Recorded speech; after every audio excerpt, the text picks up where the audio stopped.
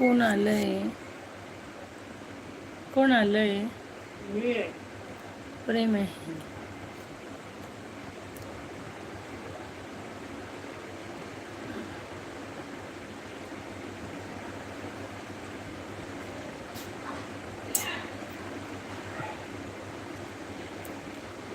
जास्त लाईव्ह जात नाही त्याच्यामुळे कोणी एवढं जॉईंट होत नाही असं मला वाटतं. पण ना आता असं वाटतं डेली लाईव्ह जायला पाहिजे, थोडं का असे ना, भले 10 मिनटं का असे ना, जेणेकरून लोकांना असं कळेल की हे लोक लाईव्ह जातात.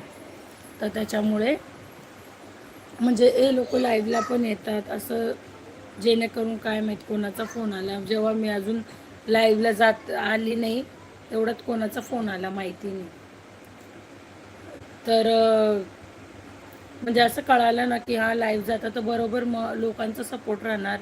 सगळे जे माझे आवडते सबस्क्रायबर आहेत ते मला सपोर्ट करतील. पण तुम्हाला जर काही विचारायचं असेल मला मेसेजमध्ये तुम्ही विचारू शकता की काय, म्हणजे व्हिडिओबद्दल असो किंवा माझ्याबद्दल असो, काही असो, प्रेमबद्दल असो. प्रेम कसं बसलं आहे बाबा, कसं बसलं आहे. तो चहा पितोय, चहाचा मी तो टाकलेला व्हिडिओ, चाय लवर येतो.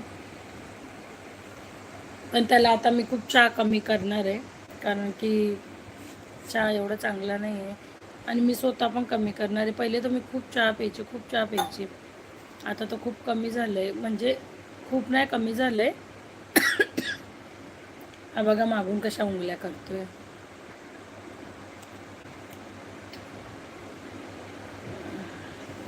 तुम्ही आलेले आहेत, सगळे जॉईन झाले आहेत, पण मला कसं कळेल की कोण जॉईन झालंय हे? ते दिसतं का फ्रेम फोनमध्ये? हा, पण तुझे मेसेज तर नाही दिसत. अच्छा, मेसेज दिसायला पाहिजे. तुम्हाला मेसेज करा एखाद्याने, मग मी त्याचा रिप्लाय तुम्हाला करते. मग मला कळेल ना की नेमकं, म्हणजे आता जे तुम्ही जॉईन झाले आहेत, पण मला कसं कळणार की जॉईन झाले आहेत असं? मेसेज केला तर मला कळेल की जॉईन झाले आहेत असं.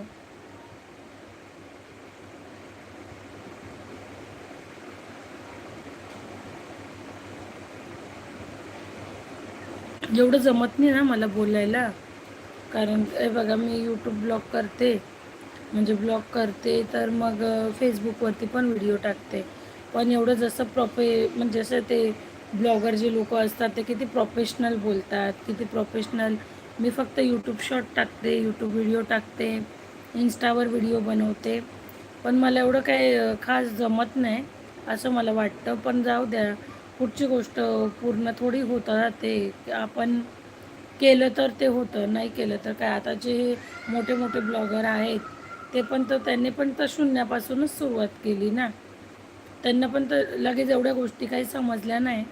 मग तसंच आपलं पण आहे.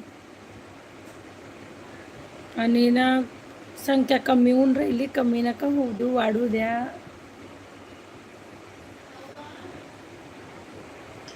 कोणी नवीन असेल तर सबस्क्राईब करा. आणि ना इथं कोणी नवीन असेल तर सबस्क्राईब करा डिअर, प्लीज.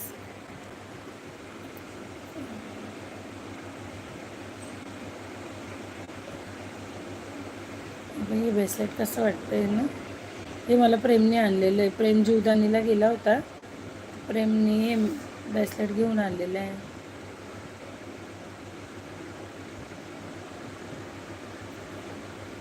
आणि बोलतो, मम्मा हे ब्रेसलेट ना तू तोडू नको आणि घालायचं पण सोडू नको, तो ऑटोमॅटिक तुटेल. आणि हा कडा आहे, हा ना दादू दादू कुठे केदारनाथला गेला होता ना, तिथनं आणलेला आहे हा.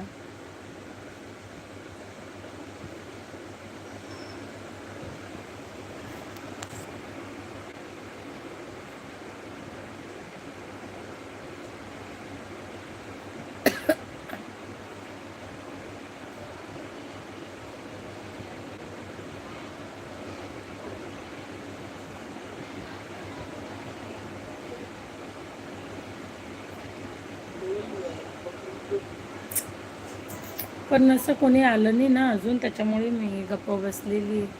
कारण की म्हणजे ऑनलाईन असं कोणी दिसून नाही राहिलं. 2 लोक बघताय. 2 लोक बघताय, पण ते कोणते लोक बघताय ते नाही माहिती मला.